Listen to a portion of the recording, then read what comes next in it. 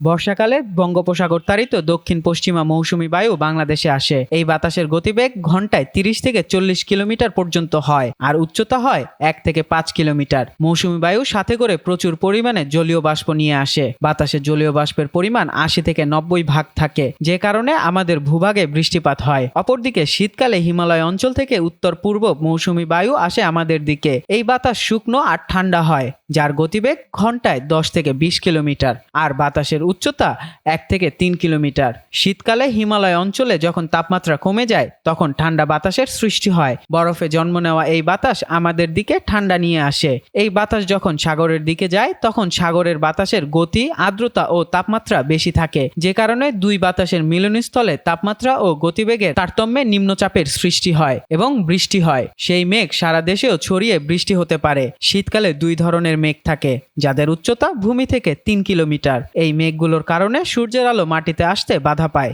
যে কারণে কুয়াশা থাকে, গুড়ি গুড়ি বৃষ্টির মতো হয়, তাপমাত্রা খুব কমে যায় আর সূর্যের দেখা মেলে না।